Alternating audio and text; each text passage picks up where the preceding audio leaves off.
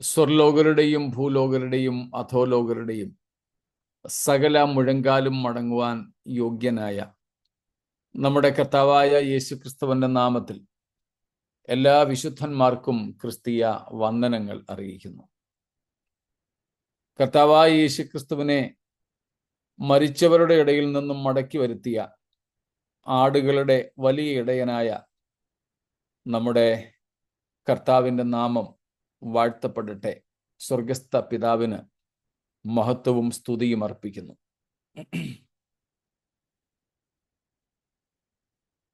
ഏകസത്യ ദൈവമായ നമ്മുടെ പിതാവായ ദൈവത്തെയും പിതാവായ ദൈവം അയച്ച തൻ്റെ പുത്രനായ ക്രിസ്തുവേശുവിനെയും അറിയുവാൻ നമുക്ക് ഭാഗ്യം ലഭിച്ചല്ലോ.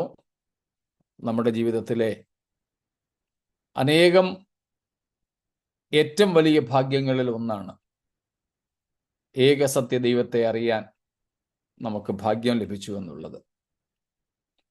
അതുതന്നെയാണ് നിത്യജീവൻ എന്ന് യേശു കർത്താവ് യോഹന്നാൻ 17:3 പറയുന്നു. അങ്ങനെ നമ്മുടെ കർത്താവുമായി വ്യക്തിപരമായ ബന്ധമുള്ളവരായിരിക്കാൻ ദൈവം നമുക്ക് പിന്നെയും കൃപ നൽകട്ടെ എന്ന് ആഗ്രഹിക്കുകയും പ്രാർത്ഥിക്കുകയും ചെയ്യുന്നു. ഒരിക്കൽ കൂടെ ത്രിയേക ദൈവത്തിന് മഹത്വവും വിശുദ്ധന്മാർക്ക് വന്ദനങ്ങളും അർപ്പിച്ചുകൊണ്ട് തിരുവെഴുത്തുകളിലേക്ക് നമ്മൾ തിരിയുന്നു. നമ്മൾ ശനിയാഴ്ച പറഞ്ഞ് അവസാനിപ്പിച്ചത്, അല്ലെങ്കിൽ നമ്മളിപ്പോൾ ചിന്തിച്ചു കൊണ്ടിരിക്കുന്നത് തന്നെ സഹസ്രാബ്ദ സമയത്തെ ആത്മീയ അവസ്ഥകളെ കുറിച്ചാണ്. പ്രത്യേകിച്ച് ആരാധനയുമായി വിശ്വാസവുമായി ബന്ധപ്പെട്ട വിഷയങ്ങൾ. Spiritual or religious state of Christ millennium. അത് പ്രത്യേകിച്ച് നമ്മൾ കണ്ടു, almost it's A reinstating of Jewish or the Old Testament worship system. ഒറ്റ വാചകത്തിൽ പറഞ്ഞാൽ, ചില കാര്യങ്ങൾ ഒഴികെ ബാക്കിയുള്ളതൊക്കെ യഹൂദ അല്ലെങ്കിൽ പഴയ നിയമ ആരാധന വ്യവസ്ഥിതിയുടെ ഒരു പുനഃസ്ഥാപനം എന്ന് നമുക്ക് കാണാം. കാരണം അന്ന് ജീവിച്ചിരിക്കുന്ന പ്രധാനപ്പെട്ട സമൂഹം യഹൂദ സമൂഹമായിരിക്കും, ഇസ്രായേലി സമൂഹമായിരിക്കും. നമുക്കറിയാമല്ലോ, ദൈവം മനുഷ്യനെ സൃഷ്ടിച്ചപ്പോൾ ആഗ്രഹിച്ച കാര്യം മനുഷ്യൻ ദൈവത്തോടുള്ള നിരന്തര കൂട്ടായ്മയിൽ വസിക്കുക. അങ്ങനെ മനുഷ്യൻ ദൈവത്തോടു കൂടെ നിന്നിട്ട്, അല്ലെങ്കിൽ ദൈവത്തോട് കൂട്ടായ്മ ആചരിച്ചിട്ട് ദൈവത്തിൻ്റെ പകരക്കാരായി സൃഷ്ടികളുടെ മേൽ വാഴ്ച നടത്തുക. God's original purpose of creation was man to be the king over all the creation by fellowship with God and representing God. That's why we often say, as R. Stanley says, fellowship and partnership were the very purpose of God's creation of man. മനുഷ്യനെ ദൈവം സൃഷ്ടിച്ചതിൻ്റെ പരമമായ ഉദ്ദേശം ദൈവത്തോട് കൂട്ടായ്മ ആചരിക്കുക എന്നുള്ളതും ദൈവത്തിൻ്റെ കൂട്ടവകാശിയായിരിക്കുക എന്നുള്ളതും ആയിരുന്നു എന്ന് ആർ സ്റ്റാൻലിക്കൊപ്പം നമ്മൾ പല പ്രാവശ്യം പഠിച്ചിട്ടുണ്ട്. അപ്പോൾ ദൈവത്തോടുള്ള കൂട്ടായ്മയിൽ ദൈവിക അധികാരം ഉപയോഗിക്കുവാൻ മനുഷ്യന് കഴിയുമായിരുന്നു. അതുകൊണ്ടാണ് ഉൽപ്പത്തി 1:28 26 ഉണ്ട്. പ്രത്യേകിച്ച് 28 ദൈവം മനുഷ്യനെ സൃഷ്ടിച്ചപ്പോൾ അനുഗ്രഹിച്ചു പറഞ്ഞത് 2 പദങ്ങൾ നമ്മൾ ശ്രദ്ധിച്ചിട്ടുണ്ടല്ലോ. സകല സൃഷ്ടികളുടെയും കാര്യം പറഞ്ഞിട്ട്, ഭൂമിയിലും ആകാശത്തിലും സമുദ്രത്തിലുമുള്ളവയെക്കുറിച്ച് പറഞ്ഞിട്ട് പറയുന്നു, ഇവയുടെയൊക്കെ മേൽ നീ അടക്കി വാഴുക. When God blessed Adam and Eve in Genesis 1:28, it was 2 particular vocabularies used: have dominion over them, subdue, and reign over them. It was possible by exercising divine authority over creation, but that was possible only through continuous fellowship with God. ദൈവത്തോടുള്ള നിരന്തര കൂട്ടായ്മ നിമിത്തം ദൈവിക അധികാരങ്ങളെ ഉപയോഗിച്ച് സൃഷ്ടിയെ അടക്കി ഭരിക്കുക എന്നതായിരുന്നു മനുഷ്യന്റെ സൃഷ്ടിപ്പിന്റെ ഉദ്ദേശം. എന്നാൽ പാപം നിമിത്തം ആ ഉദ്ദേശത്തിൽ നിന്ന്, ആ ലക്ഷ്യത്തിൽ നിന്ന് ദൈവം മനുഷ്യനെ മാറ്റി, അല്ലെങ്കിൽ മനുഷ്യൻ മാറി. അവിടെ നിന്ന് ഇങ്ങോട്ട് വന്ന് നമ്മൾ കണ്ടിട്ടുണ്ട്, then God formed Israel. ഇസ്രായേലിനെ ദൈവം രൂപപ്പെടുത്തിയെടുത്തു. അവിടെയും എന്തായിരുന്നു ദൈവത്തിന്റെ ഉദ്ദേശം? God be their king and they be the king of the rest of the world.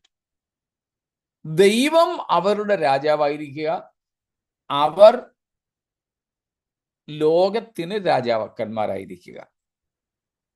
പക്ഷേ അവരും ആ ലക്ഷ്യത്തിൽ നിന്ന് മാറി. 1000 ആണ്ട് വാഴ്ചയിലൂടെ ദൈവം എന്ത് ചെയ്യാൻ പോകുക? ഇതേ വ്യവസ്ഥിതിയെ തിരിച്ചു കൊണ്ടുവരിക. അപ്പോൾ യഹൂദനെ ആ സമയത്ത് പൂർണ്ണമായും ലോകത്തിന്റെ രാജാക്കന്മാരായിട്ട് തന്നെ നിർത്തും. ദൈവം യഹൂദന് ആചരിക്കുവാൻ കൊടുത്ത ആചാരങ്ങൾ ഉൾപ്പെടെ, ആരാധനാ രീതികൾ ഉൾപ്പെടെ എല്ലാം സകല ലോകത്തിനും വേണ്ടിയിട്ട് അന്ന് ജീവിച്ചിരിക്കുന്ന യഹൂദന്മാരല്ലാത്തവർക്ക് വേണ്ടിയും ദൈവമാക്കി തീർക്കും. നോക്കണേ, 1000 ആണ്ട് വാഴ്ചയിൽ പോലും ദൈവത്തിൻ്റെ വചനത്തിലെ വള്ളിക്കും പുള്ളിക്കും വ്യത്യാസമില്ലാതെ നിറവേറും. സ്തോത്രം. ന്യായപ്രമാണത്തിലെ വള്ളിയും പുള്ളിയും പോലും മാറിപ്പോകയില്ലെന്നുള്ള തിരുവെഴുത്ത് നിറവേറുകയാണ്. Even during the millennium, God will be reversing God's original plan, reversing the world to God's original purpose. During millennium, God will put Israel on the top. They will serve as the kings or rulers of the rest of the world, the rest of the humanity. അന്ന് ഭൂമിയിൽ ജീവിച്ചിരിക്കുന്നത് 2 കൂട്ടരേ ഉള്ളെന്ന് നമുക്കറിയാം, ഇസ്രായേലും ജാതികളും. ആ സകല ജാതികളുടെ മേലും ഇസ്രായേലിനെയാണ് ദൈവം വാഴ്ചയ്ക്ക് നിയമിക്കുന്നത്. അപ്പോൾ ദൈവത്തിൻ്റെ മൂലപദ്ധതിയിലേക്ക് ഉള്ള ഒരു മടങ്ങിപ്പോക്കാണിത്. ആയുസിൻ്റെയും ഒക്കെ വിഷയത്തിൽ നമ്മളത് പറഞ്ഞിരുന്നല്ലോ. മനുഷ്യൻ പാപം ചെയ്യുന്നതിന് മുമ്പ് ഏദനിൽ ഉണ്ടായിരുന്ന അനുഭവത്തിലേക്കുള്ള ഒരു തിരിച്ചുപോക്കാണിത്. അല്പസ്വല്പ വ്യത്യാസങ്ങളുണ്ട്. വ്യത്യാസം എന്ന് പറഞ്ഞാൽ, പാപം ചെയ്യുന്നതിന് മുമ്പുള്ള മനുഷ്യൻ പാപമില്ലാത്തവനായിരുന്നു. എന്നാൽ 1000 ആണ്ട് വാഴ്ചക്കാലത്ത് ജീവിച്ചിരിക്കുന്ന, ശരീരത്തിൽ ജീവിച്ചിരിക്കുന്ന പൗരന്മാരോ അവർ പാപമുള്ളവരാ. കാരണം ഇതേ ജഡത്തിലാണ്. അതുകൊണ്ട് ആദാമ്യ ശരീരം തന്നെയാണ് അവർക്കുള്ളത്. ആദാമ്യ ശരീരം തന്നെയാണുള്ളത്. അതുകൊണ്ട് അവരിൽ പാപമുണ്ട്. എന്നാൽ പിശാച് അവരെ വഞ്ചിക്കാനായിട്ട് ഊടാടി നടക്കുന്നില്ല എന്നതുകൊണ്ട് അവർ പാപം ചെയ്യാതെ ഇങ്ങനെ അങ്ങ് കഴിയും എന്നേ ഉള്ളൂ. അതേക്കുറിച്ച് ചില കാര്യങ്ങൾ കൂടെ നമുക്ക് പഠിക്കാനുണ്ട്. അതിലേക്ക് നമുക്ക് പിന്നീട് വരാം. അങ്ങനെ ഇസ്രായേലിനെ മറ്റുള്ളവരുടെ മുകളിൽ ദൈവം സ്ഥാപിക്കുന്നത് കൊണ്ട് തന്നെ ഇസ്രായേലിയ ആരാധനാ രീതികളിലേക്കും കൂടെയുള്ള ഒരു മടങ്ങിപ്പോക്കായി നമുക്ക് കാണുവാൻ കഴിയുന്നു. അങ്ങനെ മില്ലേനിയൽ ടെമ്പിൾ, സഹസ്രാബ്ദ കാലത്തെ ദേവാലയത്തെക്കുറിച്ച് നമ്മൾ കാണുകയായിരുന്നു. അവിടെ ഏറ്റവും ഒടുവിൽ നമ്മൾ കണ്ടത് യാഗങ്ങളുടെ പുനഃസ്ഥാപനം എന്നുള്ളതായിരുന്നു. Animal sacrifices will be reinstated. That was what we finally saw. അപ്പം നമുക്ക് പഴയ നിയമത്തിൽ കുറഞ്ഞപക്ഷം 4 ഭാഗത്തെങ്കിലും അല്ലെങ്കിൽ 4 പ്രവചനങ്ങളെങ്കിലും ഇതേ സംബന്ധിച്ചുള്ളത് നമ്മൾ നോക്കിയായിരുന്നല്ലോ. യെശയ്യാ 56-ന്റെ 6ഉം 7ഉം വാക്യങ്ങളും, 60-ാം അധ്യായത്തിന്റെ 7-ാമത്തെ വാക്യവും, യിരെമ്യാവ് 33-ന്റെ 18ഉം, സഖരിയാവ് 14-ന്റെ 16 തൊട്ട് 21 വരെയുള്ള വാക്യങ്ങളും നമ്മൾ നേരത്തെ കണ്ടതാണ്. These are the 4 references or 4 prophecies we have or predictions we have about reinstating animal sacrifice in the millennial kingdom. We have already seen these on Saturday. എങ്കിലും റെഫറൻസ് ചെയ്യാൻ ഒന്നും കൂടെ റിപ്പീറ്റ് ചെയ്യാം, ഒന്നുകൂടെ ആവർത്തിക്കാം. ഐശയ്യ 56 വേഴ്സസ് 6 and 7, യെശയ്യാ 56-ന്റെ 6-7 വാക്യങ്ങൾ. 60 verse 7, 60-ാം അധ്യായത്തിന്റെ 7-ാമത്തെ വാക്യം. ജെറമായ 33 വേഴ്സ് 18, യിരെമ്യാവ് 33-ന്റെ 18, സെഖരായ ചാപ്റ്റർ 14 വേഴ്സസ് 16 to 21, സെഖരിയാവ് 14-ന്റെ 16 തൊട്ട് 21 വരെയുള്ള വാക്യങ്ങൾ. അപ്പൊ കുറഞ്ഞത് ഈ 4 സൂചനകളെങ്കിലും പ്രവചനങ്ങളെങ്കിലും നമുക്ക് ഇതേ സംബന്ധിച്ചിട്ടുണ്ട്. സഹസ്രാബ്ദ ദേവാലയത്തിൽ യാഗങ്ങൾ ഉണ്ടായിരിക്കുമെന്ന്.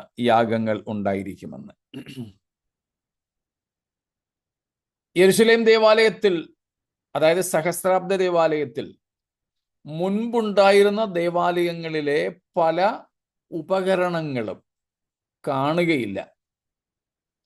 Okay, in the millennial temple there won't be some of the instruments, okay, some of the instruments the previous temples were having.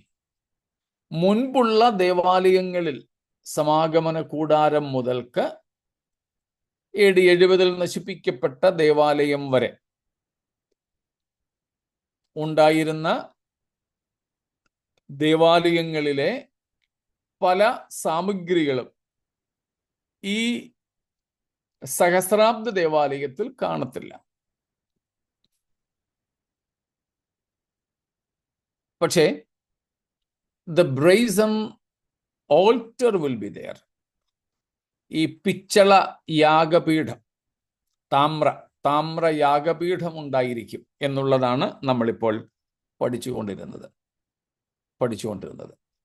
എന്നാൽ എന്തിനു വേണ്ടി അല്ലെന്ന് നമ്മൾ കണ്ടു.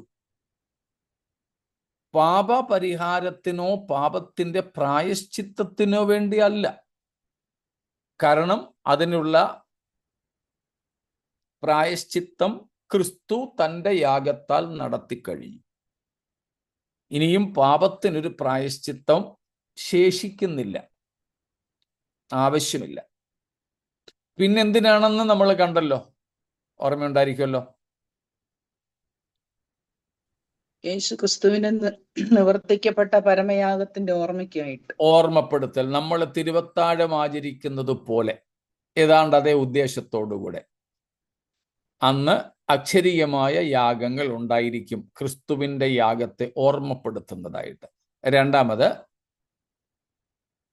convincing about the seriousness of sin and rebellion. കാരണം കിങ്ഡം കിഡ്സ് അന്നത്തെ ഒരു സമൂഹത്തിന്റെ പേരാണ് കിങ്ഡം കിഡ്സ്. ഇന്നാണെങ്കിൽ ഡിജിറ്റൽ മൈഗ്രൻസ് എന്നും ഡിജിറ്റൽ സിറ്റിസൺസ് എന്നും ഒക്കെ വിളിക്കാറുണ്ടല്ലോ. അപ്പനെ അമ്മയൊക്കെ ഇന്ന് നമ്മുടെ പിള്ളേർ വിളിക്കുന്നത് ഡിജിറ്റൽ വേൾഡിലെ ഇല്ലിറ്ററേറ്റ്സ് എന്നല്ലേ. നമുക്ക് പ്രത്യേകിച്ചൊന്നും അറിയത്തില്ല. പല മക്കളൊക്കെ ആണെങ്കിൽ പിള്ളേര് അപ്പനും അമ്മയ്ക്കും വലിയ ഫോണൊക്കെ മേടിച്ചു കൊടുത്തിട്ടുണ്ട്. അത് മക്കളുടെ സ്റ്റാറ്റസിനൊത്ത ഫോണൊക്കെ അപ്പനും അമ്മയ്ക്കും മേടിച്ചു കൊടുത്തിട്ടുണ്ട്. അവർക്ക് എപ്പോഴും ആകെ കൂടെ അറിയാവുന്നത് ഫോൺ വന്നാൽ എടുക്കാനും അത്യാവശ്യം ചിലരെയൊക്കെ വിളിക്കാനുമാണ്. ഒന്ന് മറ്റൊരു പുതിയ നമ്പര് ഒന്ന് ഫീഡ് ചെയ്യാൻ, ഒന്ന് സേവ് ചെയ്യാൻ പോലും അറിഞ്ഞുകൂടാ. പല മാതാപിതാക്കളും പറഞ്ഞ് ഞാൻ കേട്ടിട്ടുണ്ട്, പിള്ളേർ മേടിച്ച് തന്നതാ, കൊണ്ട് നടക്കുക. എനിക്ക് മറ്റേ പഴയ നോക്കിയയുടെ പാഡുള്ളത് മതിയായിരുന്നു. പിള്ളേർ സമ്മതിക്കത്തില്ല, അറിഞ്ഞുകൂടാ.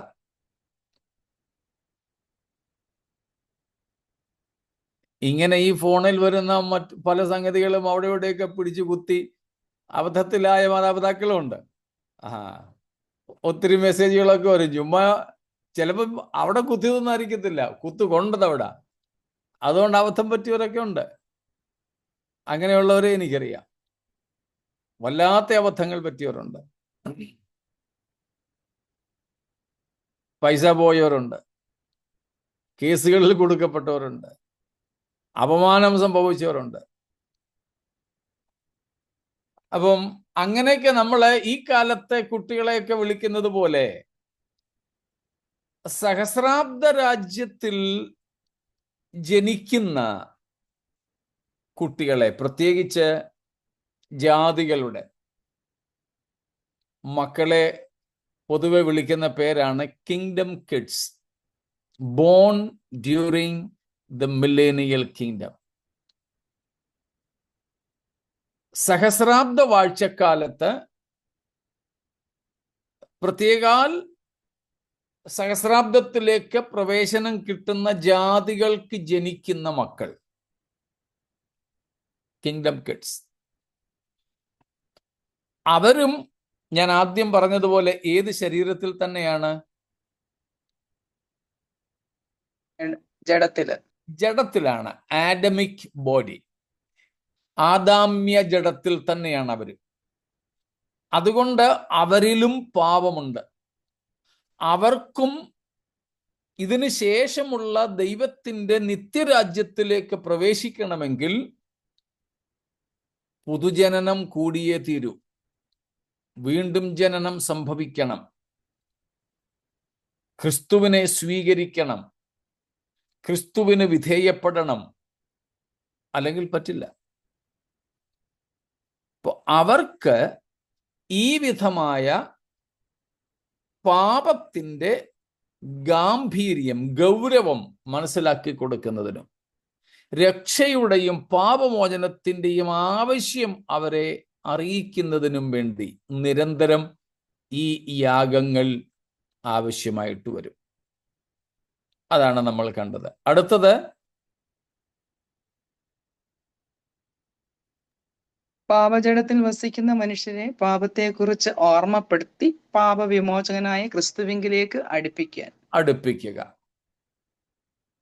അതുപോലെ തന്നെ ദൈവത്തിൻ്റെ പരിശുദ്ധിയെക്കുറിച്ച്, പാപത്തോടുള്ള ദൈവത്തിൻ്റെ മനോഭാവത്തെക്കുറിച്ച് ഇവർക്ക് ബോധ്യം കൊടുക്കുക. നമ്മൾ പറഞ്ഞതുപോലെ അവർ പാപജടത്തിലാണ്, അപ്പോഴും അവരിൽ പാപം വസിക്കുന്നുണ്ട്. അന്നും സാത്താൻ ഇല്ലെങ്കിലും ഒക്കുന്നത് പോലൊക്കെ പാപം ചെയ്യാൻ അവർ ശ്രമിക്കും. അതിൻ്റെ സൂചനകൾ നമുക്കിതിന് ശേഷം ലഭിക്കുന്നുണ്ട്. അപ്പം ഇങ്ങനെയുള്ള കാര്യങ്ങൾക്ക് വേണ്ടിയാണ് അന്ന് യാഗങ്ങൾ. ഇത്രയും കാര്യങ്ങൾ നമ്മൾ നേരത്തെ ചിന്തിച്ചിരുന്നു. ചോദ്യങ്ങളൊന്നുമില്ലെന്നാണ് അന്ന് ശനിയാഴ്ച പറഞ്ഞത്. എങ്കിലും ഒന്നും കൂടെ ഈ വിഷയങ്ങളിൽ എന്തെങ്കിലും വിശദീകരണങ്ങൾ. യാഗം എന്ന് പറയുന്നത് അതേ പഴയ നിയമ രീതിയിൽ തന്നെയാണോ? അല്ലല്ലോ. അതെ, വേറെ ഏത് രീതിയിലാണ് പിന്നെ സംഭവിക്കാൻ? യാഗം അതേ പറ്റുള്ളല്ലോ. മൃഗങ്ങളെ യാഗം കഴിക്കുക, അനിമൽ സാക്രിഫൈസ്. അതിനുള്ള യാഗപീഠം ദേവാലയത്തിലുണ്ട്. അതാണ് പറഞ്ഞത് ബ്രൈസൺ ഓൾട്ടർ. താമ്രയാഗപീഠം ദേവാലയത്തിലുണ്ടായിരിക്കുന്നു. സിസ്റ്റം അത് തന്നെ, ഉദ്ദേശം വേറെ. അതിന് പ്രത്യേക സമയങ്ങളും വല്ലതും ഉണ്ടോ? അതോ ഇങ്ങനെ നമ്മൾ തിരുവത്താഴം കഴിക്കുന്നത് പോലെ പീരിയോഡിക്കലായിട്ട് ചെയ്യും? ഇല്ല, അവർക്ക് അതിനുള്ള സമയം തന്നെ ഉണ്ട്. അതിലേക്ക് നമ്മൾ വരുന്നുണ്ട്. ചില ഉത്സവങ്ങൾ തന്നെ അവർക്ക് ദൈവം കൊടുക്കുന്നുണ്ട്. 7 ഉത്സവങ്ങളായിരുന്നല്ലോ ഇസ്രായേൽ മക്കൾക്ക് ഉണ്ടായിരുന്നത്. അതിൽ ചില ഉത്സവങ്ങളുടെ ആവർത്തനം ഈ സമയത്ത് നടക്കുന്നുണ്ട്.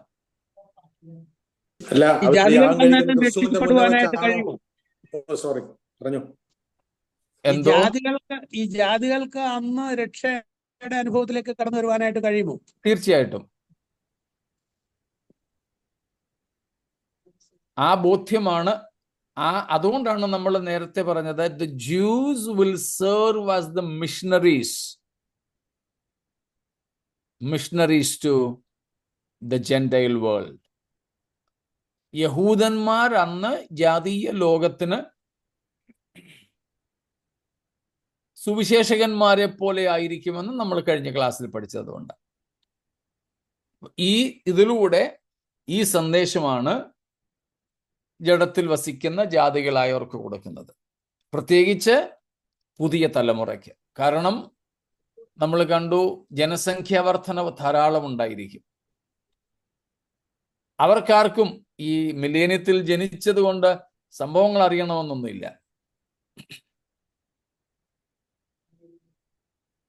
യഹൂദനും അവിടെ ജനിക്കുന്ന യഹൂദനും രക്ഷ ആവശ്യമല്ലേ, ജാതികളെ പോലെ തന്നെ? യഹൂദന്റെ മക്കൾക്കും തീർച്ചയായിട്ടും ഈ ബോധ്യം വേണം. എന്നാൽ അവരോട് ദൈവം നിത്യമായ നിയമം ചെയ്ത്, നമ്മൾ നേരത്തെ പഠിച്ചതുപോലെ പുതിയ നിയമം അവരുടെ ഉള്ളിലാക്കി അവരെ എന്നേക്കുമായി വീണ്ടെടുത്തു എന്നതുകൊണ്ട് അവരുടെ വീണ്ടെടുപ്പ് പൂർണ്ണമായി നടന്നു കഴിഞ്ഞു. ആ സമയത്ത് അവരാരും ഇനിയും കർത്താവിനെ വിട്ട് പോവുകയില്ല, അവരുടെ തലമുറ പോലും. എന്നാൽ അതല്ല ജാതികളുടെ സ്ഥിതി. അതുകൊണ്ടാണ് നാം വെളിപ്പാട് 20-ാം അധ്യായത്തിന്റെ 7 തൊട്ടുള്ള വാക്യങ്ങളിൽ കാണുന്നത്, സാത്താനെ അല്പസമയത്തേക്ക് അഴിച്ചുവിടുമ്പോൾ അവൻ പോയി. ഒന്നുകൂടെ വായിച്ചോ ആ വാക്യം. ജാതികളെ വശീകരിക്കും.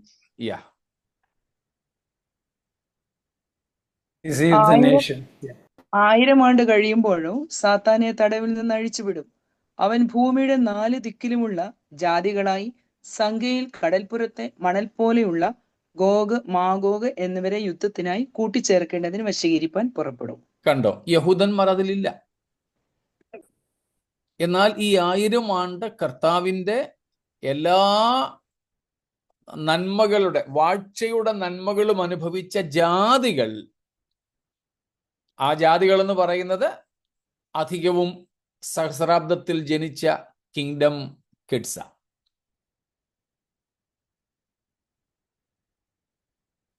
അപ്പം അവരുടെ രക്ഷയുടെ ഏറ്റവും അവസാന ഘട്ടമെന്ന് പറയുന്നത് സാത്താനോട് കൂടാതിരിക്കുക, ക്രിസ്തുവിനോടുള്ള വിധേയത്വത്തിൽ കഴിയുക എന്നുള്ളതാണ്.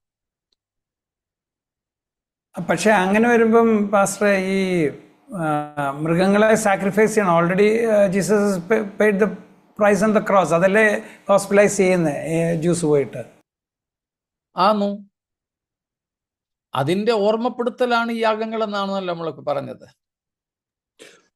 അല്ല, അന്നേരം അവർ യാഗം കഴിക്കുന്നത് യേശുവിന്റെ അക്ഷരീയമായിട്ട് മുന്നേ വെച്ച് തന്നെ ഇല്ലയോ? കർത്താവ് ദേവാലയത്തിൽ ആ സമയത്ത് മുഴുവൻ അവിടെ രാജാവായിട്ട് വാഴുമ്പോൾ അക്ഷരിക പ്രസൻസ് അവിടെ ഉണ്ടല്ലോ. തീർച്ചയായിട്ടും ഉണ്ട്. നേരം ആ അക്ഷരിക പ്രസൻസിന്റെ മുന്നിൽ ആന്നോ അവർ യാഗം കഴിക്കുന്നത്? അതെ, ദേവാലയത്തിൽ യേശുക്രിസ്തു അങ്ങനെ പോയിരിക്കുന്നില്ലല്ലോ. ദേവാലയത്തിൽ യാഗം കഴിക്കുന്നവർ ആരാണെന്ന് ചോദ്യമുണ്ട്. അതിന് ഉത്തരം പുറകാലെ വരുന്നുണ്ട്.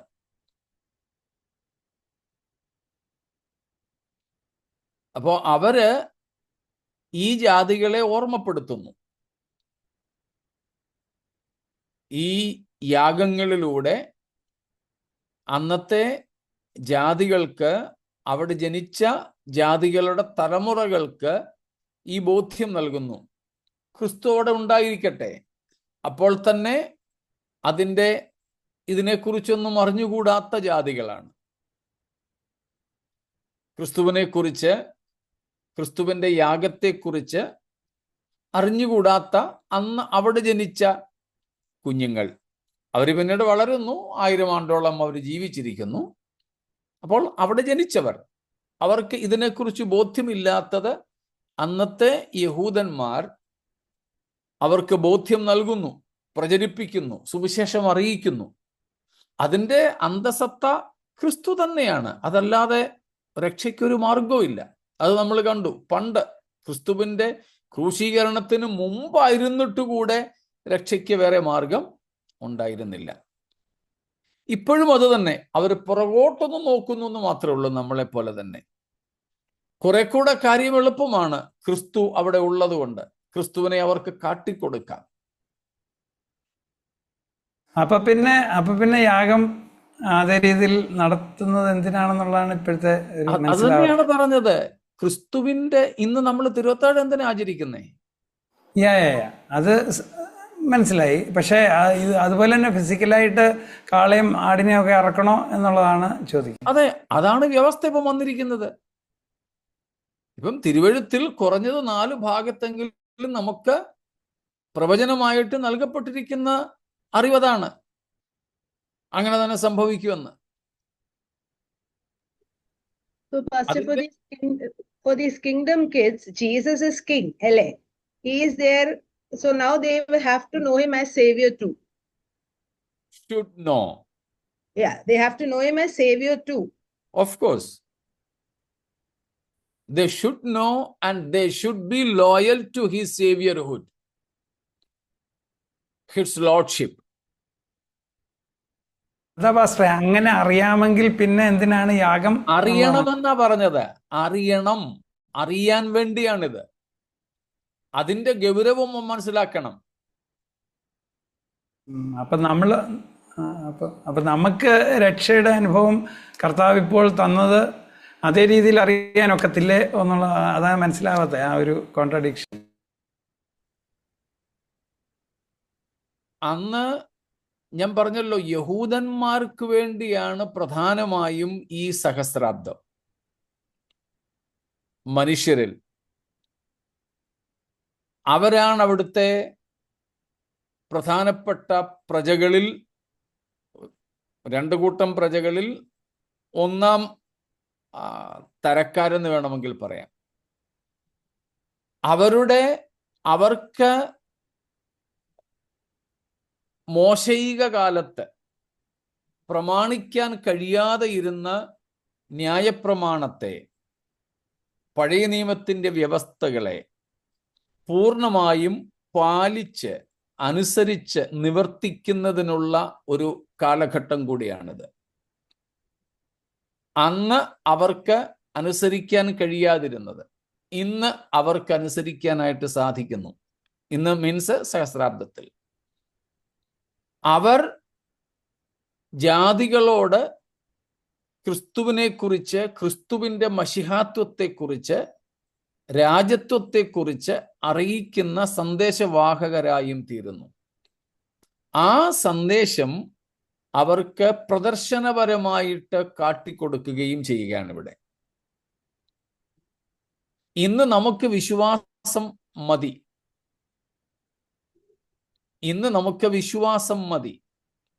അന്ന് അവർക്ക്, പ്രത്യേകിച്ച് ആ കിങ്ഡം കിഡ്സ് എന്ന് വിളിക്കപ്പെടുന്നവർക്ക് ഇത് പ്രദർശിപ്പിക്കുക, പ്രായോഗികമായിട്ട് കാണിച്ചു കൊടുക്കുക. ദൈവം പാപത്തെ എത്ര ഗൗരവത്തോടെ കാണുന്നു, ഇന്നും അത് അങ്ങനെ തന്നെയാണെന്ന് അതിൻ്റെ ഗൗരവത്തോടെ അവരെ കാട്ടിക്കൊടുക്കുക. അതിന് ദൈവം വെച്ചിരിക്കുന്ന വ്യവസ്ഥയാണത്.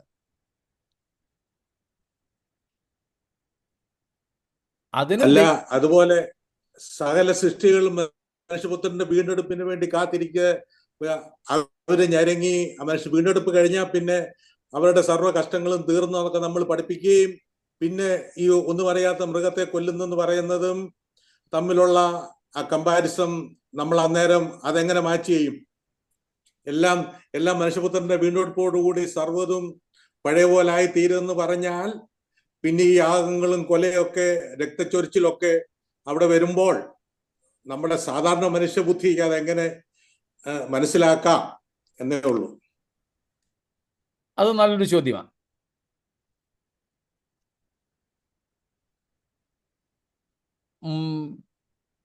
ഈ 1000 ആണ്ട് വാഴ്ചയിൽ സൃഷ്ടിയുടെ വീണ്ടെടുപ്പ് സംഭവിക്കുന്നത് നമ്മൾ കണ്ടു.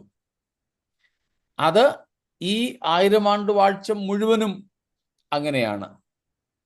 ഒരു ദിവസം കൊണ്ടല്ല, അത് മൊത്തമായിട്ട.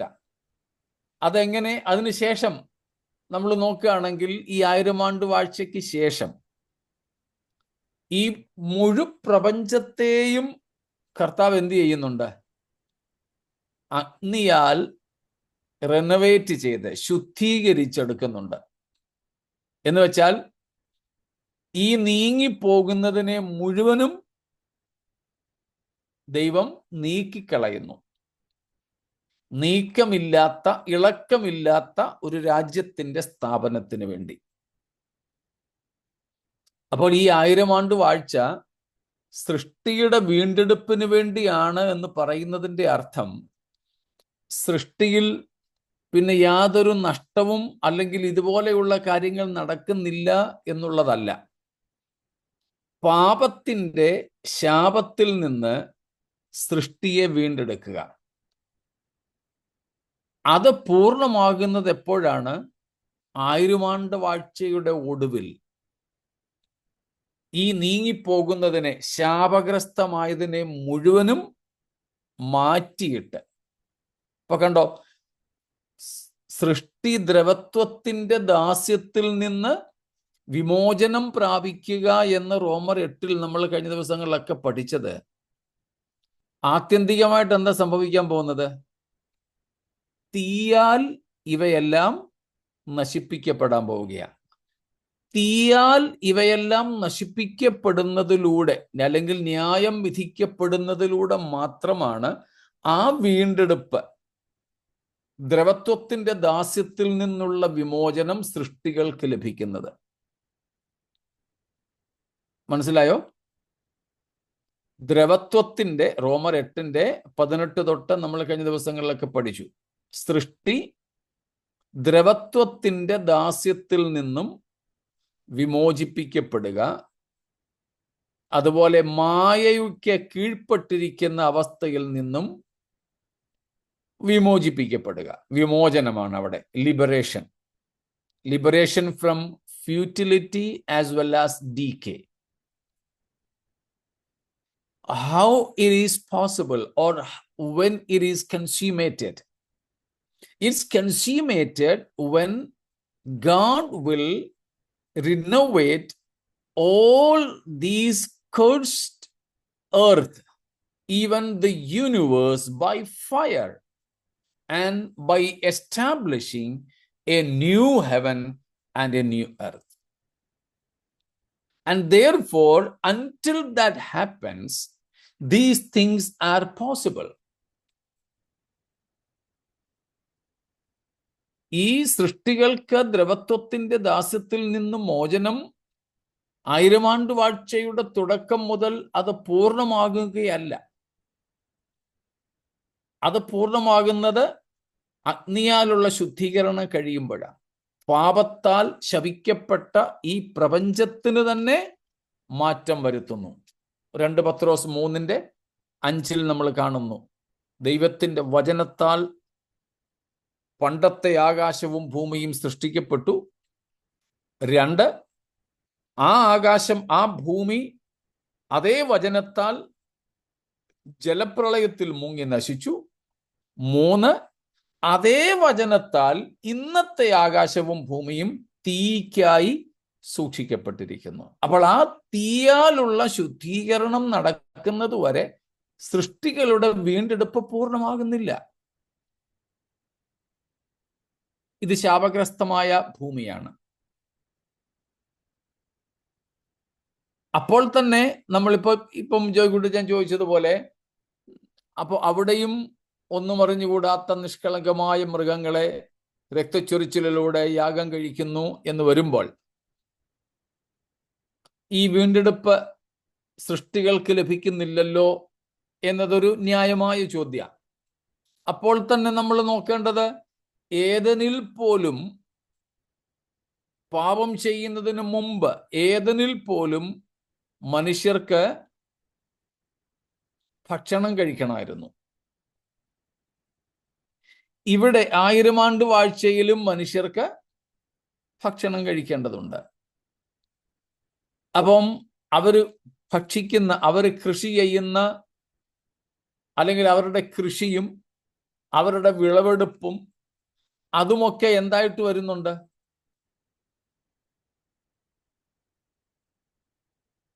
അവിടെയും ദ്രവത്വം സംഭവിക്കുന്നുണ്ട്. കൃഷി, അപ്പം കൃഷിയുടെ വിളവ്, അതിൻ്റെ ഫലമെല്ലാം കഴിഞ്ഞു എന്നല്ല, അത് വിത്തായിട്ട് ഉപയോഗിക്കേണ്ടതാണ്. എന്നാൽ ദൈവം അത് അവർക്ക് കൊടുത്തു എന്നതുപോലെ അന്നത്തെ ലോകത്തിൽ ദൈവം ഇത് അനുവദിച്ചിരിക്കുന്നു, ഈ മൃഗങ്ങളെ. എന്നാൽ അവ തമ്മിലുള്ള ശത്രുത്വമോ മറ്റ് സൃഷ്ടികളോട് അവയ്ക്കുള്ള ശത്രുത്വമോ ഒന്നും തന്നെ സംഭവിക്കുന്നില്ല. നോഹയുടെ പെട്ടകത്തിലേതുപോലെ. നോഹയുടെ പെട്ടകത്തിലും ഈ മൃഗങ്ങളും എല്ലാം ഒരുമിച്ചായിരുന്നല്ലോ, ഒന്നും ഒന്നിനെയും കൊന്നു തിന്നില്ല. അവിടെയും ദൈവം ശുദ്ധിയുള്ള ചിലതിനെ യാഗം കഴിക്കാൻ വേണ്ടിയിട്ട് 7 ജോഡികളായിട്ട് കയറാൻ വേണ്ടി അനുവദിച്ചിരുന്നു. ഓരോ ജോഡി വംശം നിലനിർത്തുന്നതിന് വേണ്ടി, ബാക്കി ദൈവത്തിന് യാഗം കഴിക്കാൻ. അത് ദൈവത്തിന്റെ ഒരു നിയമമായിരുന്നു. ആ നിലയിൽ ഇവിടെയും അത് സംഭവിക്കുന്നു. അത് ദൈവം അങ്ങനെ കൽപ്പിച്ചാക്കിയിരിക്കുന്നു. നമുക്ക് ഇന്ന് മനസ്സിലാക്കാൻ കഴിയുന്ന ലക്ഷ്യങ്ങളാണ്, അല്ലെ ഉദ്ദേശങ്ങളാണ് നമ്മളിപ്പോൾ ചിന്തിച്ചത്.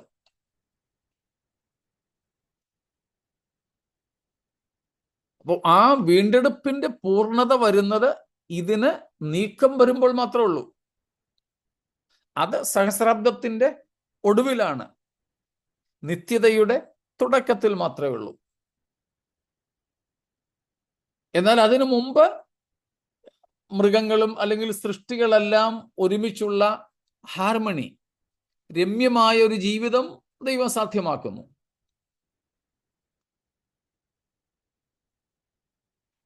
ശത്രുതയിൽ അല്ല, ആ യാഗത്തിൽ തന്നെ ചില വ്യത്യാസങ്ങളുണ്ട്. അതും നമുക്ക് എന്തിന് യാഗം കഴിക്കും, ഏതെല്ലാം ഉത്സവങ്ങൾ ആചരിക്കപ്പെടുമെന്ന് നോക്കുമ്പോൾ യെഹെസ്കേൽ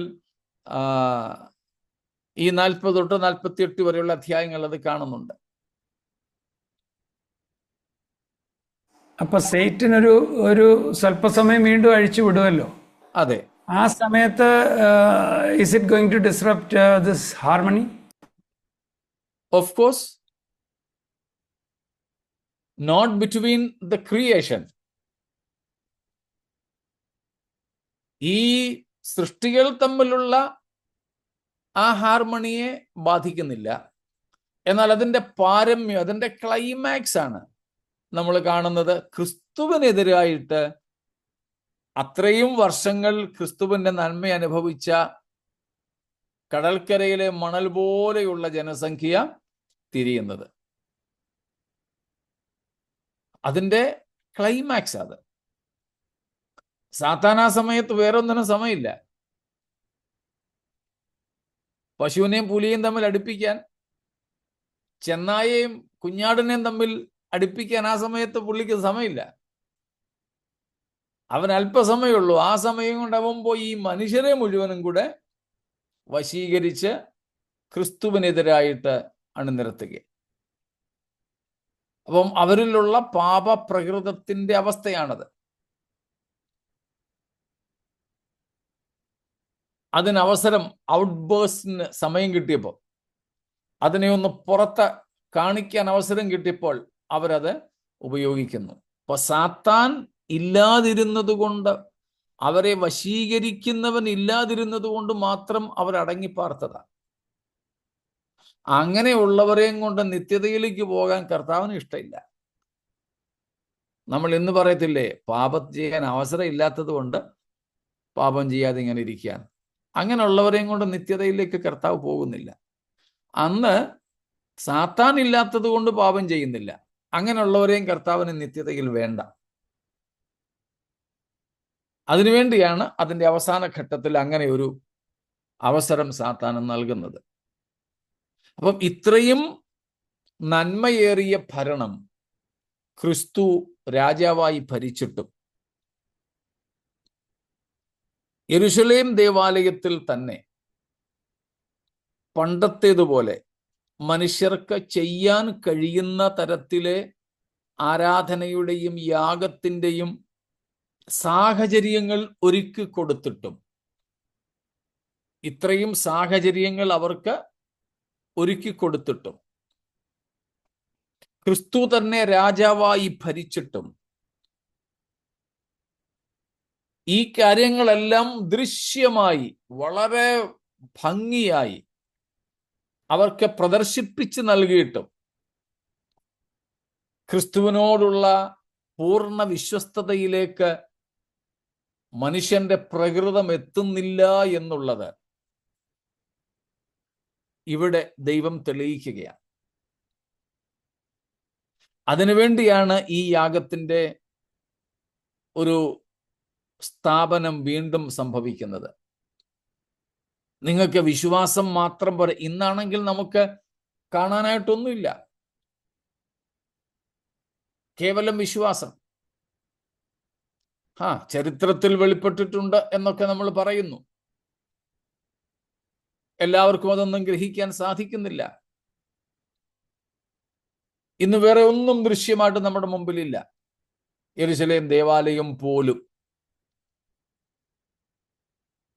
ഇന്ന് അങ്ങനെ ഒരു യാഗത്തിന്റെ ആവശ്യകതയും ഇല്ലാത്തത് കൊണ്ടും കൂടെയാണ് യെരുശലേം ദേവാലയം അവിടെ പണിയാൻ കർത്താവ് അനുവദിക്കാതിരിക്കുന്നതും. ഇതൊന്നും ഇല്ലാഞ്ഞിട്ടും നമ്മൾ കഴിഞ്ഞ ദിവസം പറഞ്ഞതുപോലെ നമ്മുടെ ആൾക്കാർ അവിടെ പോവുകയും ചിലർ അവിടുത്തെ വെള്ളം കൊണ്ടുവരികയും യോർദാനിലെ വെള്ളമൊക്കെ കുപ്പിയിലാക്കി കൊണ്ടുവരുന്ന ആൾക്കാരൊക്കെ ഉണ്ട്. അവിടുത്തെ ദേവാലയത്തിൽ അവിടെ പോലും തിരുവത്താഴം നടത്തുകയും, അല്ല കുപ്പിയിലാക്കുകയല്ല, പിന്നെ അവിടെ സ്നാനപ്പെടുന്നവരും ചെയ്യുന്നവരുണ്ട്. സ്നാനപ്പെടുന്നവരും ഉണ്ട്. അപ്പം ഇതെല്ലാം ഇന്നും ദേവാലയവും യാഗവും യാഗപീഠവും വേറെ ഒന്നും ഇല്ലാഞ്ഞിട്ടും ഇതൊക്കെ ചെയ്യുന്നു. അപ്പൊ പിന്നെ ദേവാലയം കൂടെ അവിടെ ഉണ്ടായിരുന്നെങ്കിൽ ചിലപ്പോൾ ഇവിടുന്ന് 2 ആടിനെയൊക്കെ ആയിട്ട് അങ്ങ് പോയനായിരുന്നു. നമുക്കിന്ന് വിശ്വാസം മാത്രമേ ഉള്ളൂ. എന്നാൽ അന്ന് അവർക്ക് വേണമെങ്കിൽ ഒരു അർത്ഥത്തിൽ പറയാം, കാണത്തക്കതുപോലെ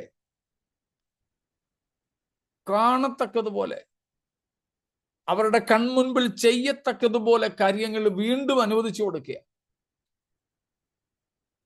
എന്നാലെങ്കിലും അവർ ഈ 1000 ആണ്ട് വാഴ്ചയിൽ ക്രിസ്തുവിനോട് കൂടെ വാണിട്ട് അല്ലെങ്കിൽ പാർത്തിട്ടെങ്കിലും ഇങ്ങനെയുള്ള പാപത്തിൽ നിന്ന് വിമോചിതരാവട്ടെ എന്ന് കരുതി. എന്നിട്ടും കർത്താവിനോട് മറുതലിക്കുന്ന, മത്സരിക്കുന്ന ഒരു വലിയ സമൂഹത്തെ നമുക്ക് അവിടെ കാണാം. അവരെ കടുത്ത ന്യായവിധിക്ക് വിട്ടുകൊടുക്കാൻ അത് കാരണമാകും. ഒരുപക്ഷെ ഇക്കാലത്തെ ജനത്തിനുള്ള ന്യായവിധിയേക്കാൾ കടുത്തതായിരിക്കും അക്കാലത്തെ മത്സരികൾക്കുള്ളത്. അതിനുവേണ്ടി ദൈവം തൻ്റെ ജ്ഞാനസമ്പൂർണതയിൽ അനുവദിച്ചിരിക്കുന്ന ഒരു കാര്യമാണിത്. നമ്മൾ ഈ ചോദിച്ച ചോദ്യങ്ങൾ ന്യായമായി നമുക്കുണ്ടാവുന്നതാ. അന്ന് ക്രിസ്തു നേരിട്ട് അവിടെ ഉണ്ടെങ്കിൽ പിന്നെ ഈ യാഗത്തിന്റെ ആവശ്യം എന്ത്? സൃഷ്ടികളുടെ വീണ്ടെടുപ്പാണ് 1000 ആണ്ടുവാഴ്ചയുടെ ഉദ്ദേശമെങ്കിൽ ഇത് മൃഗങ്ങളെ കൊല്ലുന്നത്, യാഗം കഴിക്കുന്നത് വീണ്ടും ഒരു അപരാധമായിട്ടോ അല്ലെങ്കിൽ അപവാദമായിട്ടോ മാറില്ലേ? ന്യായമായ ചോദ്യങ്ങളാണ്. പക്ഷെ അതിൻ്റെ പിൻപിലെ ദൈവിക ഉദ്ദേശം, ദൈവത്തിൻ്റെ പരിജ്ഞാനത്തിൽ ഇതാണ്: അന്ന് ജനിക്കുന്ന മനുഷ്യർ ക്രിസ്തുവിൻ്റെ ഭരണത്തിൻ്റെ നന്മകൾ മുഴുവനും അനുഭവിക്കും. എന്നിട്ടും ഹൃദയം ക്രിസ്തുവിൽ നിന്ന് അകന്നിരിക്കും. പക്ഷേ ബാഹ്യശക്തി, പാപം ചെയ്യിക്കുന്ന സാത്താൻ അന്ന് ഹാജരല്ലാത്തത് കൊണ്ട് ഇവരിങ്ങനെ അങ്ങ് പോകും. കേവലം വിശ്വാസം മാത്രമല്ല, ഈ കാര്യങ്ങൾ അക്ഷരീയമായ അവരുടെ മുമ്പിൽ നിവർത്തിച്ചു കാണിക്കുകയാണ്. പാപത്തിന്റെ ഗൗരവം, ദൈവത്തിന്റെ പരിശുദ്ധി, ദൈവത്തിന്റെ നീതി, ഇതെല്ലാമാണ് അവരുടെ മുമ്പിൽ ദൈവം പ്രദർശിപ്പിച്ചു കാണിക്കുന്നത്. എന്നാലെങ്കിലും അവർ പിന്നീട് പിശാചിന്റെ കെണിയിൽ കുടുങ്ങാതിരിക്കട്ടെ എന്ന് കരുതി. പക്ഷേ അതുപോലും വേണ്ടെന്ന് വെച്ച് അല്ലെ പറ്റില്ലെന്ന് കരുതി സാത്താന്റെ കെണിയിൽ കുടുങ്ങുന്ന അസംഖ്യം ജനതയാണ് നമ്മൾ ഏറ്റവും ഒടുവിൽ കാണുന്നത്. അതുകൊണ്ട് അത് മുഴുവനും നീക്കുന്നതിലൂടെയാണ് സൃഷ്ടികൾക്ക് പൂർണ്ണ സ്വാതന്ത്ര്യം ലഭിക്കുക. നമ്മൾ ചിലപ്പോൾ പറയത്തില്ലേ, ഈ പാപജടത്തിൽ ജീവിക്കുന്ന നമുക്ക് രോഗമോ കഷ്ടമോ ഒക്കെ ഉണ്ടായാൽ ആ കഷ്ടതകളിൽ നിന്നൊക്കെയുള്ള ശാശ്വതമായ മോചനം മരണത്താൽ മാത്രമേ ലഭിക്കുന്നുള്ളൂ. ഇപ്പം നമുക്ക് ഒരു രോഗസൗഖ്യം താൽക്കാലികമായിട്ടുണ്ടായതുകൊണ്ട് കാര്യമായില്ല. ചിലപ്പോൾ ഇന്ന് നമ്മുടെ നാട്ടിൽ പറയുന്ന പോലെ ഇടി വെട്ടിയവന്റെ തലയിൽ പാമ്പ് കടിച്ചു വന്നു.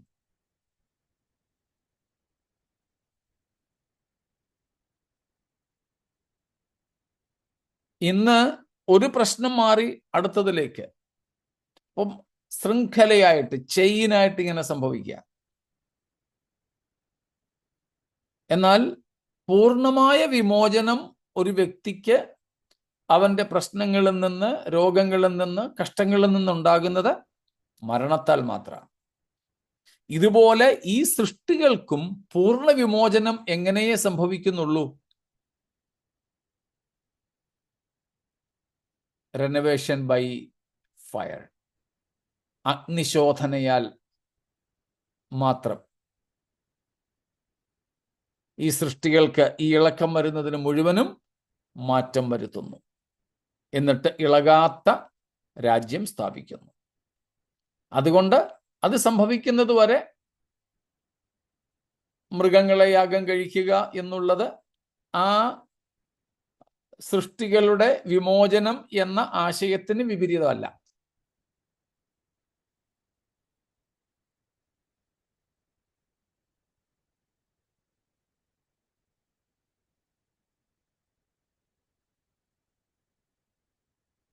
മറ്റെന്തെങ്കിലും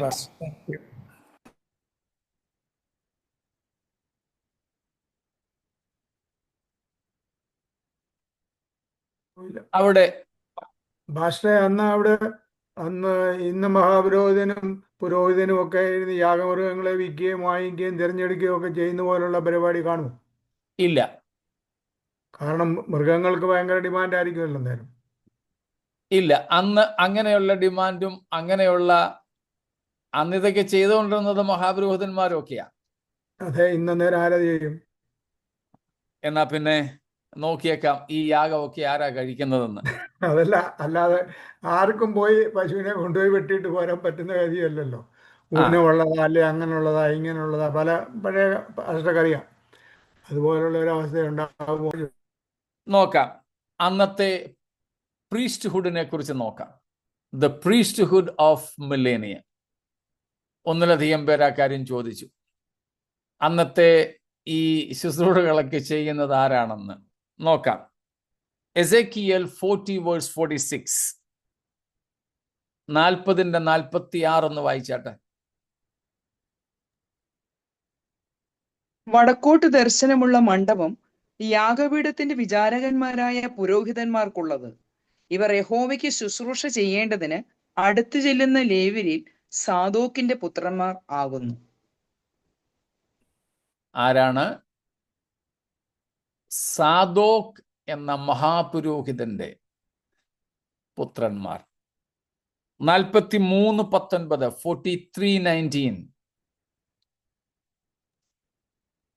എനിക്ക് ശുശ്രൂഷ ചെയ്യേണ്ടതിന് എന്നോടടുത്തു വരുന്ന സാദോക്കിന്റെ സന്തതിയിലുള്ള ലേവ്യരായ പുരോഹിതന്മാർക്ക് നീ പാപയാഗമായി ഒരു കാളക്കുട്ടിയെ കൊടുക്കണമെന്ന് യഹോവയായ കർത്താവിന്റെ അരുളപ്പാട്. സഹസ്രാബ്ദ ദേവാലയത്തിലെ കാര്യമാ. പാപയാഗമായി കാളക്കുട്ടിയെ കൊടുക്കണം. 44:15, 44:15. ഇസ്രായേൽ മക്കൾ എന്നെ വിട്ട് തെറ്റിപ്പോയ കാലത്ത് എന്റെ വിശുദ്ധ മന്ദിരത്തിന്റെ കാര്യവിചാരണ നടത്തിയിരുന്ന സാദോക്കിന്റെ പുത്രന്മാരായ ലേവ്യ പുരോഹിതന്മാർ എനിക്ക് ശുശ്രൂഷ ചെയ്യേണ്ടതിന് എന്നോട് അടുത്തു വരികയും മേധസ്സും രക്തവും എനിക്ക് അർപ്പിക്കേണ്ടതിന് എന്റെ മുമ്പാകെ നിൽക്കുകയും വേണമെന്ന് യഹോവയായ കർത്താവിന്റെ അരുളപ്പാട്. 48:11, 48:11.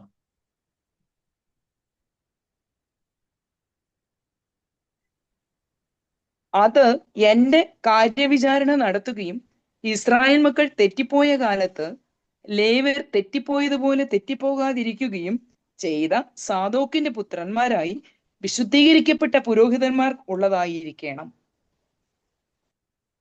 അഹരോന്റെ 11ാമത്തെ തലമുറയിൽപ്പെട്ട മഹാപുരോഹിതനായിരുന്നു Zadok. Zadok was 11th generation from Aaron, the first high priest.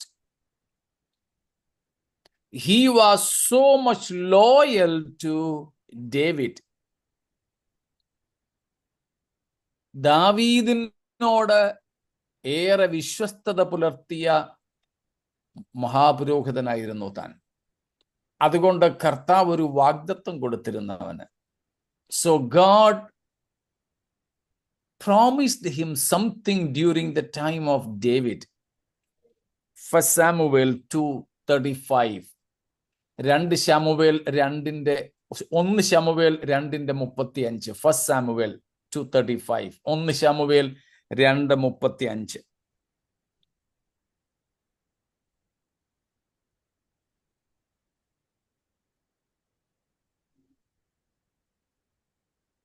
ആരുമില്ലേ? എന്നാൽ എന്റെ പ്രസാദവും ഹിതവും അനുഷ്ഠിക്കുന്ന ഒരു വിശ്വസ്ത പുരോഹിതനെ ഞാൻ എനിക്ക് എഴുന്നേൽപ്പിക്കും. അവന് ഞാൻ സ്ഥിരമായൊരു ഭവനം പണിയും. അവൻ എന്റെ അഭിഷേകത്തിന്റെ മുമ്പാകെ നിത്യം പരിചരിക്കും.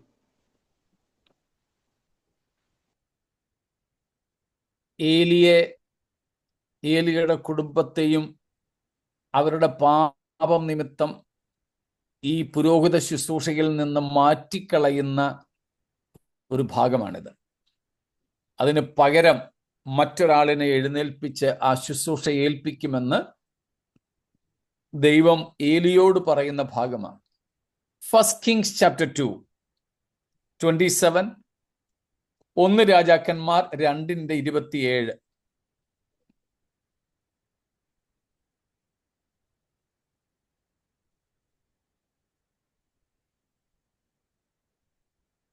ഇങ്ങനെ യഹോവ ശീലോവിൽ വെച്ച് ഏലിയുടെ കുടുംബത്തെക്കുറിച്ച് അരുളി ചെയ്ത വചനത്തിന്റെ നിവൃത്തി വരേണ്ടതിന് ശലോമോൻ അബ്യാഥാരിനെ യഹോവയുടെ പൗരോഹിത്യത്തിൽ നിന്ന് നീക്കിക്കളഞ്ഞു. 35:35. രാജാവ് അവന് പകരം യഹോയാദയുടെ മകനായ ബനായാവെ സേനാപതിയാക്കി.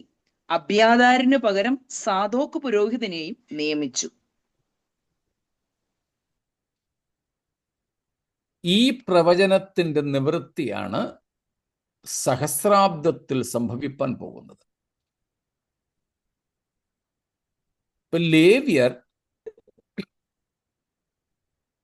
പൊതുവെ, ഇദ്ദേഹം ലേവ്യൻ തന്നെയാണ്, എന്നാൽ അതല്ലാതെയുള്ള ലേവ്യർ പൊതുവെ ദൈവത്തോട് അവിശ്വസ്തത കാണിച്ചതുകൊണ്ട്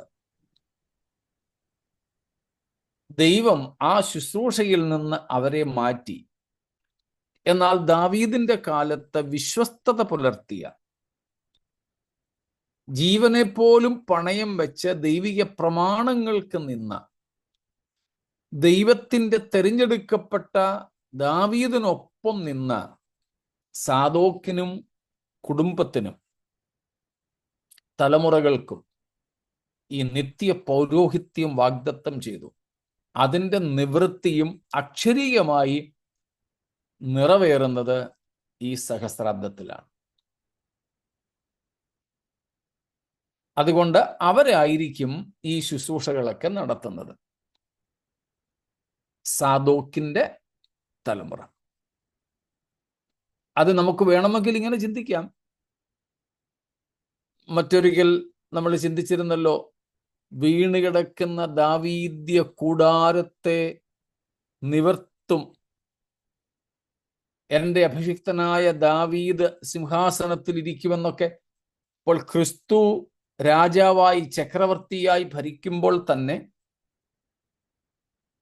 യേശുക്രിസ്തുവിൻ്റെ മോഡൽ രാജാവായ, യേശുക്രിസ്തുവിൻ്റെ മാതൃകാ രാജാവായ ദാവീദിനെ അദ്ദേഹം അപ്പ സമയത്ത് ഉയർത്തെഴുന്നേൽക്കുമല്ലോ. യെരുശലേമിൽ സിംഹാസനത്തിൽ ഇരുത്തി ഒരു വൈസ്രോയിയെ പോലെ, ഒരു വൈസ് പ്രസിഡന്റിനെ പോലെ, ആക്ടിംഗ് പ്രസിഡന്റിനെ പോലെ ഭരണം നടത്തും എന്ന് പറഞ്ഞതുപോലെ നമുക്ക് വേണമെങ്കിൽ ചിന്തിക്കാം. ഈ സാദോക്ക് മഹാപുരോഹിതനും ആ സമയത്ത് ഉയർത്തെഴുന്നേറ്റിരിക്കും. അദ്ദേഹത്തെ തന്നെ, അദ്ദേഹത്തിന്റെ പരമ്പരയിൽപ്പെട്ടവർ വേണമെന്നില്ല, അദ്ദേഹത്തെ തന്നെ ഈ ശുശ്രൂഷ ഏൽപ്പിക്കുന്നതിനും സാധ്യത നമുക്ക് തള്ളിക്കളയാൻ പറ്റില്ല.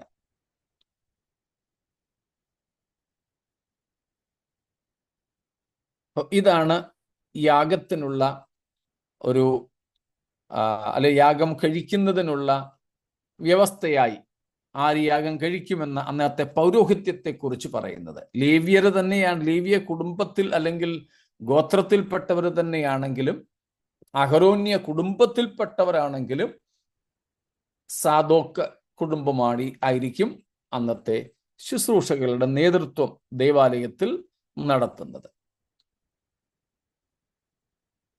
So from these portions we can see, even though Sadok is a Levite and in the clan of Aaron, he is promised a chief place in the millennial kingdom, millennial temple, millennial worship, as a reward to his loyalty to his unswerving loyalty to David, the anointed king of God in Israel. As all through the millennium, he and his family, his descendants may be ministering. It is possible as David, the resurrected David, would be seated on the throne of Jerusalem on behalf of Christ. Here, Sadok may be resurrected. Of course, he will be resurrected, and the resurrected Sadok may be appointed the priest or the high priest in the millennial temple.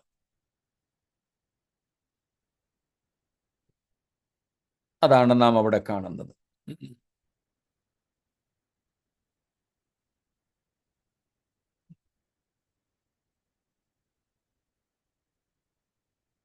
ഇത്രയും വ്യക്തമാണോ? പക്ഷേ Ezekiel 40:46 കഴിഞ്ഞ് പറഞ്ഞ reference ഏതാ? അത് കഴിഞ്ഞ് രണ്ടാമത്തെ reference 43:19, 43:19.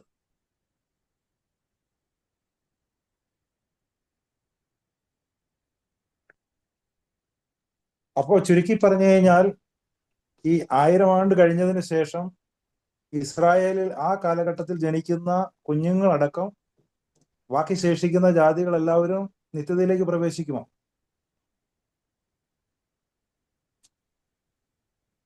ഇല്ലെന്നാണല്ലോ നമ്മളിപ്പോ പറഞ്ഞത്. ജാതികളിൽ വലിയൊരു കൂട്ടം യേശുക്രിസ്തുവിനെതിരെ 1000 ആണ്ട് വാഴ്ചയുടെ അവസാനത്തിൽ സാത്താന്റെ വഞ്ചനയിൽ പെടുന്നതാണല്ലോ നമ്മൾ കണ്ടത്. അത് കൂടാതുള്ളവരുടെ കാര്യമാണ്. അതിൽ ആ കൂട്ടത്തിൽ പെടാത്ത ബാക്കി. തീർച്ചയായിട്ടും ആ മത്സരത്തിൽ, സാത്താന്റെ മത്സരത്തിൽ പെടാത്തവർ കർത്താവിനോടുകൂടെ നിത്യതയിലേക്ക് പ്രവേശിക്കുക. അപ്പോൾ അവരുടെ ശരീരസ്ഥിതി എന്തായിരിക്കും?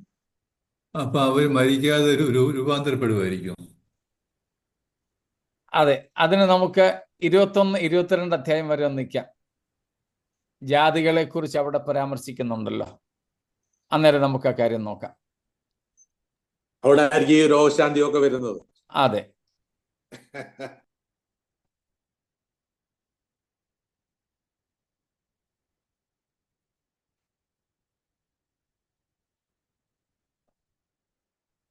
യെരുശലേം ദേവാലയത്തിന്റെ ഒരു പ്രതീകമായിട്ടാണ് അതിനെ കാണുന്നത്. ക്രിസ്തുവും സഭയും ഇന്നർ സർക്കിൾ, അതിവിശുദ്ധ സ്ഥലം എന്നതുപോലെ ക്രിസ്തുവും സഭയും. അതിൻ്റെ ഔട്ടർ സർക്കിൾ, സെക്കൻഡ് സർക്കിളിൽ വരുന്നത് ജ്യൂസ്, യഹൂദന്മാർ, ഇസ്രായേലിയർ. ഔട്ടർ സർക്കിൾ, പ്രാകാരം എന്നതുപോലെ ജാതികൾ.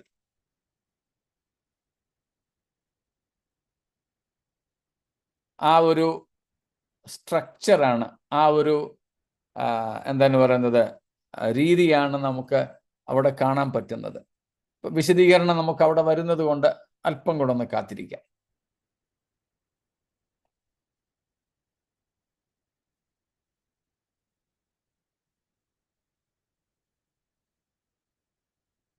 എന്നാൽ ഒരു കാര്യം കൂടെ പറഞ്ഞ് നമുക്ക് നിർത്താം. The things which would be missing in the temple, 1000 ആണ്ട് അല്ലെ സഹസ്രാബ്ദ ദേവാലയത്തിൽ ഇല്ലാതിരിക്കുന്ന ചില വസ്തുക്കൾ പഴയ ദേവാലയങ്ങളിൽ ഉണ്ടായിരുന്നതും സഹസ്രാബ്ദ ദേവാലയത്തിൽ കാണാതിരിക്കുന്നതുമായ ചില കാര്യങ്ങൾ. ഒന്ന്, വെയിൽ. The torn veil will be no more there. ചീന്തപ്പെട്ട തിരശീല അവിടെ കാണില്ല. മത്തായി 27:51 നമ്മൾ കാണുന്നു, ക്രിസ്തുവിന്റെ മരണസമയത്ത് അത് ചീന്തപ്പെട്ടു. ഇനിയും അതിൻ്റെ ആവശ്യം അവിടെ ഇല്ല. തിരശീല, ദൈവ സാന്നിധ്യത്തെ മറയ്ക്കുന്നത് അവിടെ ഇല്ല. 2,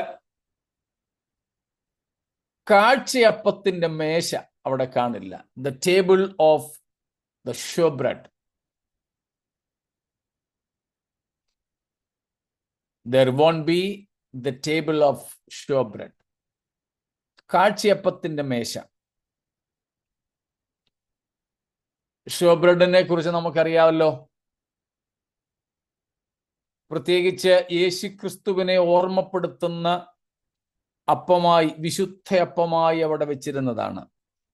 എന്നാൽ സാക്ഷാൽ ജീവന്റെ അപ്പം അവരുടെ ഇടയിലുള്ളപ്പോൾ ഇനിയും അതിൻ്റെയും ആവശ്യമില്ല. Because the true living bread, and life-giving bread. The bread of life is there. There is no more sure bread. Third, no more lampstands. അവിടെ നിലവിളക്ക് കാണില്ല. നിലവിളക്ക് കാണില്ല. Because Christ himself, നമ്മളത് നിത്യതയിലെ കുറിച്ചും കാണുന്നുണ്ട്, കുഞ്ഞാട് അതിൻ്റെ വിളക്കായിരിക്കും. അപ്പോൾ ക്രിസ്തു ലോകത്തിൻ്റെ വെളിച്ചമായവൻ അവിടെ ഉള്ളത് കൊണ്ട് അതും അവിടെ ഇല്ല. Next is the ark of the covenant. നിയമപെട്ടകം അവിടെ കാണില്ല. നിയമപെട്ടകം.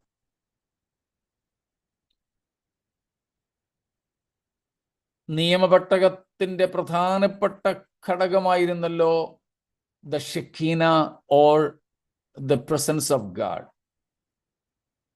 ഇപ്പോൾ അക്ഷരീയമായി കർത്താവിന്റെ സാന്നിധ്യം മഹത്വവും അവിടെ ഉള്ളത് കൊണ്ട് ഇനിയും അങ്ങനെ ഒരു പ്രത്യേക സ്ഥലത്തോ വസ്തുവിലോ ദൈവസാന്നിധ്യം കേന്ദ്രീകരിക്കപ്പെട്ടിരിക്കുന്നില്ല.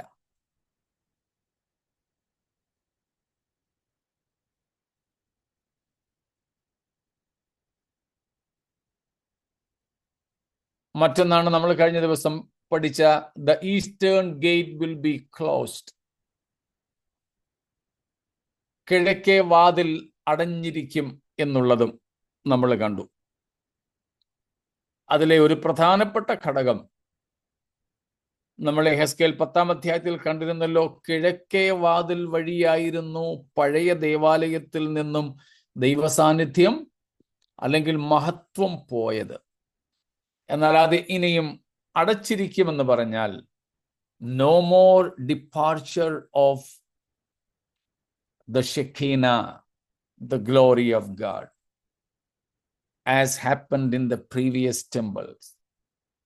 പഴയ ദേവാലയങ്ങളിൽ സംഭവിച്ചതുപോലെ കിഴക്കേ വാതിൽ വഴിയായി ഇനിയും ദൈവമഹത്വം ഇറങ്ങിപ്പോയില്ല. ദൈവത്തിന്റെ മഹത്വം സ്ഥിരമായി അവിടെ ഉണ്ടായിരിക്കുമെന്നാണ് കിഴക്കേ വാതിൽ അടച്ചതിൻ്റെ കഴിഞ്ഞ ദിവസം നമ്മൾ പറഞ്ഞ അതിൽ പറയാതെ പോയ ഒരു വിഷയം.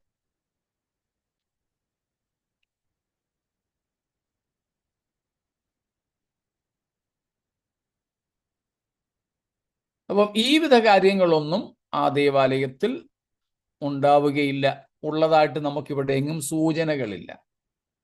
These things are not written in the Bible that they won't be there, but we have no information that they will be there.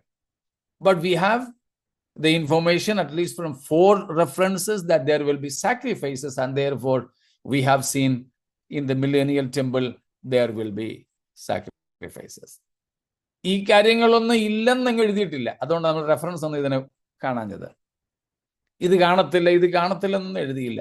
പക്ഷെ ഇതുണ്ടായിരിക്കുമെന്ന സൂചന നമുക്ക് വേറെ എങ്ങും കിട്ടുന്നില്ലാത്തത് കൊണ്ട് അതില്ല എന്ന് നമ്മൾ മനസ്സിലാക്കുന്നു. എന്നാൽ യാഗം അവിടെ ഉണ്ടായിരിക്കും എന്ന് എടുത്തു പറഞ്ഞിരിക്കുന്നത് കൊണ്ട് അതിന് നമ്മൾ 4 ഭാഗങ്ങൾ കണ്ടു. അപ്പൊ 4 ഭാഗങ്ങൾ പഴയ നിയമവ്യവസ്ഥ അനുസരിച്ച് 2 സാക്ഷികളുടെ മൊഴിയാൽ ഏത് കാര്യവും ഉറപ്പിക്കാം.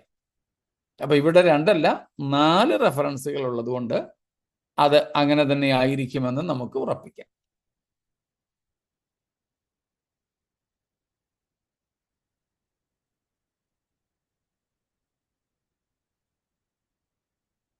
ഇത്രയും കാര്യങ്ങളിൽ നിന്ന് എന്തെങ്കിലും ചോദ്യങ്ങളുണ്ടോ? ഇല്ലെങ്കിൽ നമുക്ക് ഇന്ന് നിർത്താം.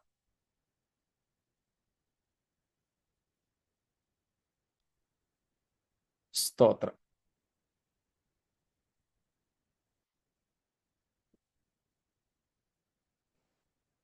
നീതിസൂര്യനായി രോഗോപശാന്തിയോടുകൂടെ ഇസ്രായേലിനു വേണ്ടി വെളിപ്പെടുന്ന നമ്മുടെ കർത്താവ്,